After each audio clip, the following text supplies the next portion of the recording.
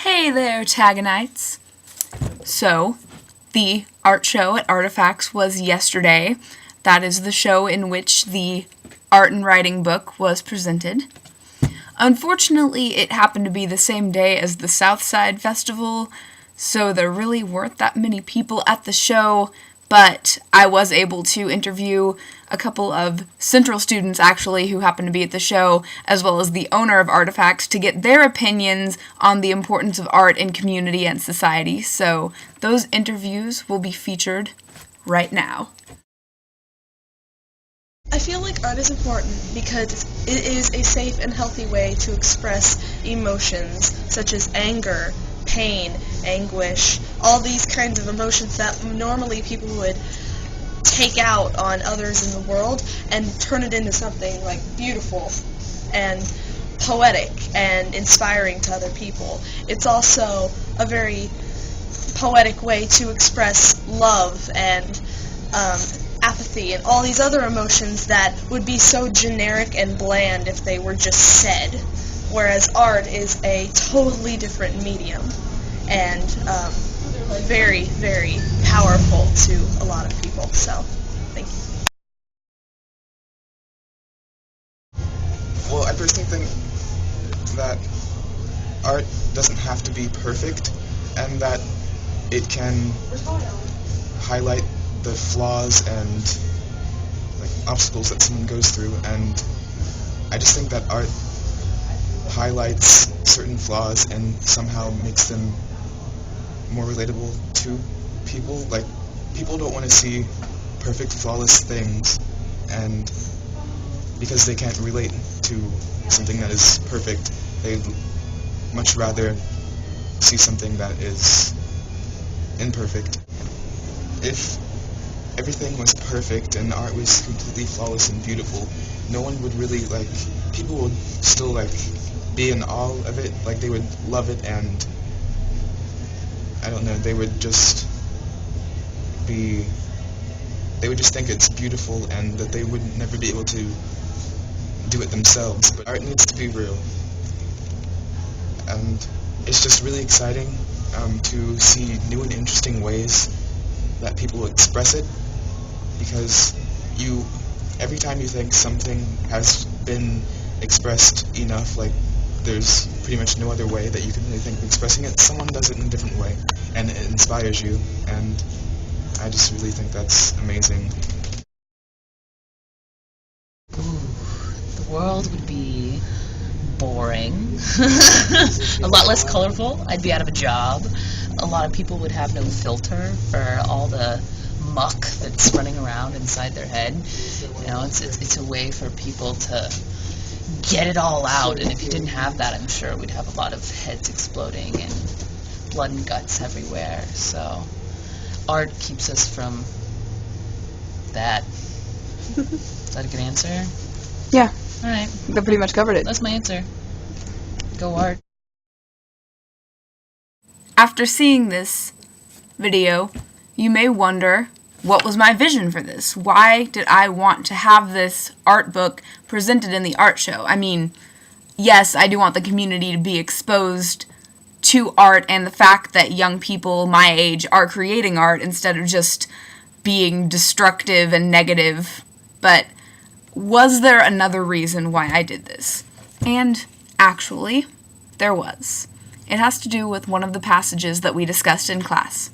And the passage of which I speak is on page 204 from the chapter Existence Without Duration from Renee's point of view. But when we gaze at a still life, when, even though we did not pursue it, we delight in its beauty, a beauty borne away by the magnified and immobile figurations of things, we find pleasure in the fact that there was no need for longing. We may contemplate something we need not want, may cherish something we need not desire.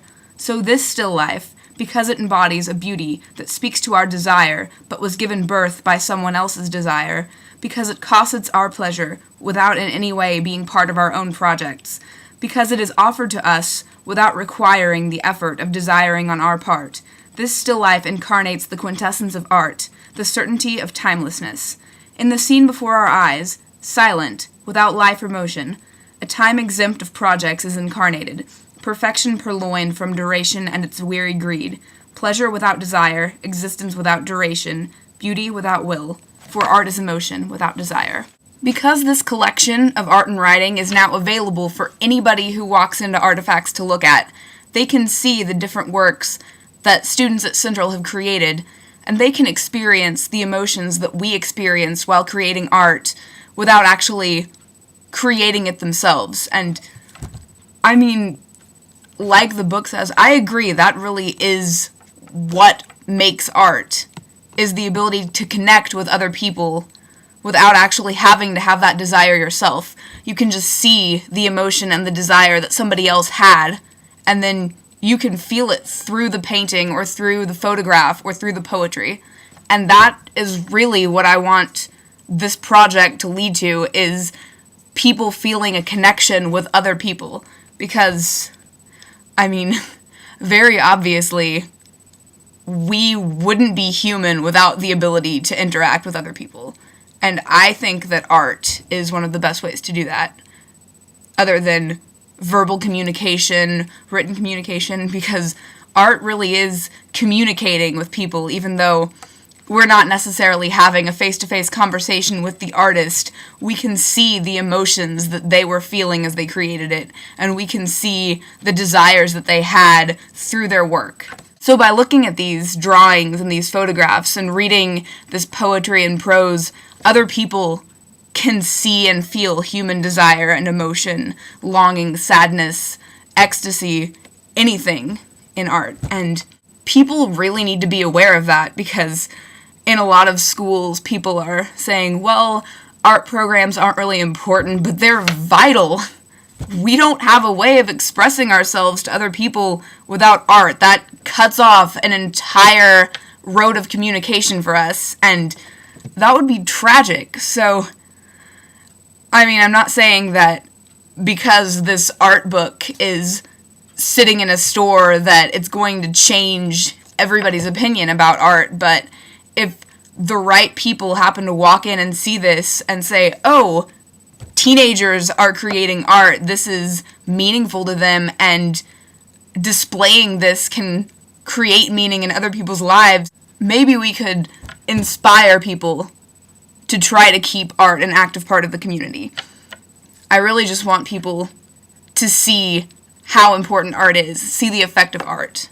And one of the ways to do that is by displaying art for other people to see and appreciate. So that was one of my main visions for this project. If you would like to see this art book, you can, 1, go to Artifacts, link in the description, to the Facebook page, and I will also put the address in there.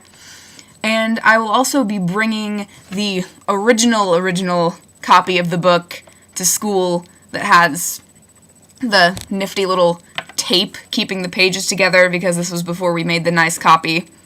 Unfortunately, there's only one copy at Artifacts because it was really expensive.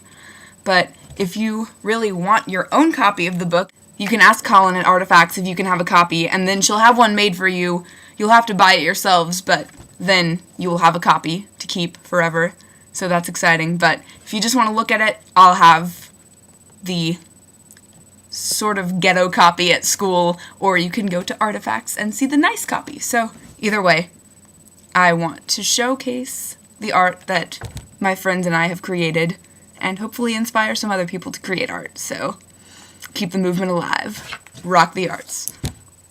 Bye, guys.